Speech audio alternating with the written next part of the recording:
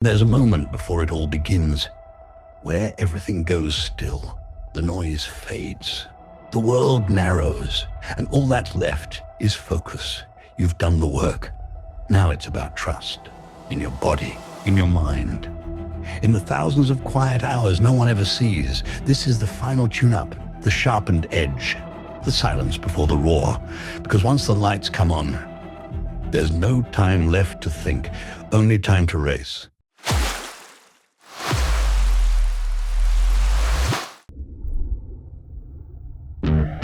Ah, yes. Well, looky here, what do we have? Another pretty thing ready for me to grab. But little does she know that I'm a wolf in sheep's clothing. Cause at the end of the night, it is her I'll be holding. I love you so, hey, that's what you'll say. You'll tell me, baby, please don't go away. But when I play, I never stay. So every girl that I meet, yeah, this is what I say. Run away, baby, before I put my spell on you. You better get away, darling, cause everything you heard is true. Your poor little heart will end up alone, cause Lord knows I'm a rolling stone. So you better run away, baby. Ah, yeah. Well, let me think, what should I do? So many eager young bunnies that I'd like to pursue. Now even though they're eating out the palm of my hand, there's only one carrot and they all gotta share it. I love you so, hey, that's what you'll say. You'll tell me, baby, please don't. Hello, I'm here with Felix Albert, Daniel Wiffen's coach for the World Championships held in Singapore. So how long have you been Daniel's coach? So I'm not usually his day-to-day coach, but I jump in when someone needs to help out. So I've been going to the Mare Nostrum tour with him. I'm helping out here and there, and here for the pre-camp in Malaysia. Going into Singapore, I will be helping him out here before the Irish teams arrives, and then I will hand over to the Irish coaches. Okay, and then what happens when you hand over? Will you stay till the World Champs? So I'm actually going to go fly back home. I think we have like a 2-day overlap. So we will talk about what we have done, what worked well, what he needs. He's super experienced. He has done it multiple times. He has had great success with that formula. So we just stick to what we have been doing. And I'm very grateful that I could help him in those situations and travel with him here. When it comes to sort of Daniel Wiffen's type of like workouts, and I understand you're going to the gym later on after the swim, right? Is there sort of like a customized plan just for him? What works for him, in your opinion? Yeah, so his coach at home, Andy Manley, he's writing the sessions. He has developed what we need to do, what has been working for him over the years. He is in close contact with him. And then we just adapt on the day if there's something specifically in the session right now which needs to be changed. But there's not really much.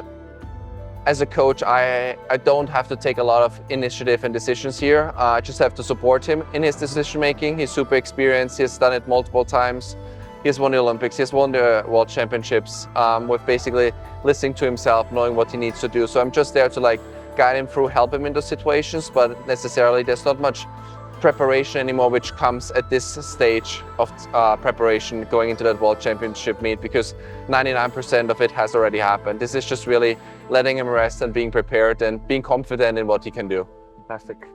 I've also heard that you were his training partner, right? Can we learn more about that? Yeah, of course.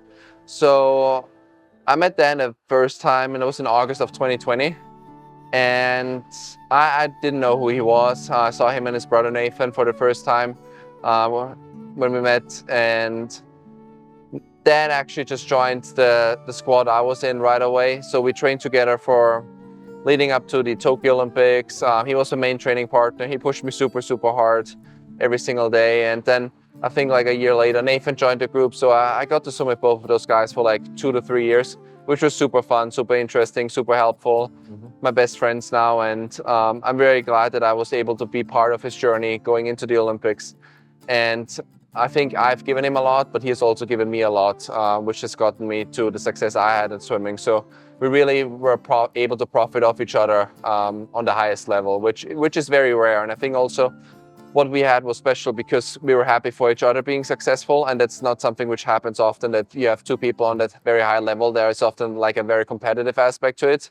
And I think we had a very healthy competitive aspect, but not one which turned into any Rivalry toxic or environment. anything, Yeah.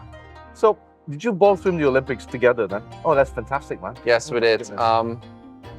We had a couple of finals at European Championships, World Championships together. I don't think we never had an Olympic final together. Okay. But I mean, yeah, that is complaining about a high level, right? So, having competed side to side with him and now transitioning to a coach, what does it feel like? It is very different. Of course, you still think about the sport in the same way, because like your beliefs about the sport, what you think is right, all of that doesn't really change, but your perspective changes a lot because you're not the one who has to put in the work anymore. You will make other people put in the work. You have to support other people. It's not about your own performance. You have to care about other people's performances. So quite tricky in that aspect because you're not 100% responsible for yourself anymore. You're responsible for other people. And I think this is the biggest change from changing from an active athlete to the coaching side. So, what are you focusing on, these next 10 to 14 days, right?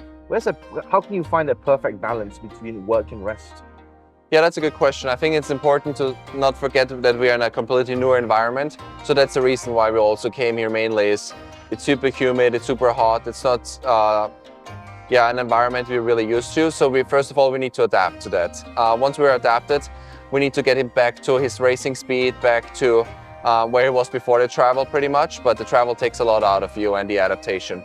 And once we're there, it's pretty much just about like fine-tuning him, giving him the rest he has needed, starting that taper process to be fast at the World Championships. But I think something which is a little bit more complicated is that we also don't want to rest too much. So we don't want to be laying in the hotel all day because when he's back home, he's going to lectures. He did his undergraduate degree. So he's actually has a lot to do during the day, in addition to his sport of swimming back home. So we don't want to forget that he actually is not going to be doing that stuff as well here. So we don't want to double down on too much and then his body's overwhelmed with rest. So it's a very fine balance. And I think we want to stay active throughout the day. We want to go outside, but not spend too much time outside. And the best person to really know how much he needs is himself because he knows how his body feels. So obviously coming from, your world champion as well for the 400 free short course, right? And obviously Daniel is Olympic medalist for the 800 and also, a reigning world champion as well, right? So when it comes to achieving titles, new records and all of that, or defending titles, do you sort of talk about that during this camp? Or are you more, focused on what's ahead? Not really, to be honest. I mean, I don't think we need to talk about defending titles or breaking records in that aspect because I think I know what his goals are, or I'm pretty sure without asking him. I know his mindset, I know what he wants, so there's no reason for me to put extra pressure on it in that regard to push something because, I mean, he has been on the top of the top, so he knew what it took to get there. And factors always changing. There will be people surprising us who will be in the final. There's a lot of moving parts, so I think for this camp, really, there's not really much we can change anymore in his performance, just to fine-tune what he's already done all season. And if he is in that stage to compete, if he is where he needs to be, he is the most competitive person and can beat anyone on any given day. And that's what, we both know that, so that's what we are working towards, to be in that competitive stage that we are able to beat anyone. You've been through this process before, training camps, preparation for world champs, Olympics, right, as an athlete, but now you're a coach, right? So what's different in this season compared to past seasons being a coach? Yeah, I think there's, to some extent, as an athlete, I was super nervous because I was nervous about let's get my routine right, the sleeping, let's recover from the flight. Now I don't care how long it takes me to be adapted. But on the other side, I start getting more nervous for another person, which I never had before. I was just really much self-centered, self-focused of how I'm going to do, how I'm going to adapt. And I'm not really concerned about how long it takes me, what I need to do. I'm concerned about him. And that is a huge difference.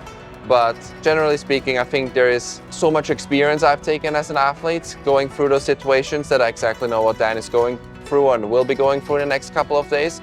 And it's also moments where sometimes you just want to be alone. Sometimes you want to be accompanied by people. So just being super respectful and understanding where we are in the process right now and where we will be in the next couple of days, because everybody's so individual. And something else in that aspect is you just have to understand that it's kind of like a self-centered process because you're the one who has to compete, and you don't really, if he doesn't want to see me for 2 days, then so be it, right? So it's, this is beyond friendship in that aspect. Like, I know we have a super strong friendship, but performance goes first now, and take nothing really personal in the next coming days because it is a stressful time.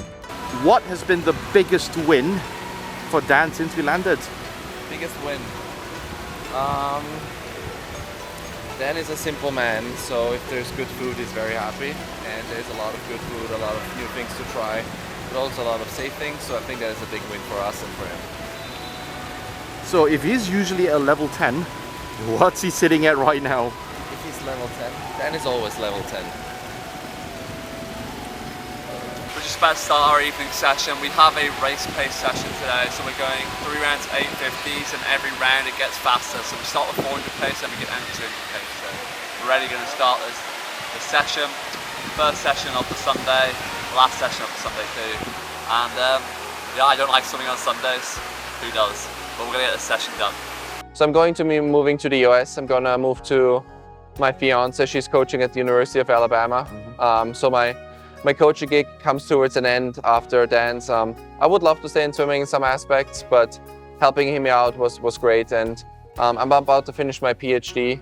That's the goal in the next year, and then we'll look for a job. Maybe in swimming, maybe not in swimming, we'll see. So it's day 3. We just finished our key set of the evening. It's Sunday, so as I said, pretty weird training on a Sunday, but really enjoying it so far here. I've got this whole pool to myself, which is amazing. And yeah, we're training fast. We're just starting to get over the jet lag at the moment, so still feeling a bit tired, still feeling a bit lethargic, but we're working towards getting a bit fresher. Today I was able to sleep well through the night, and we had a really good session now. It was very fast.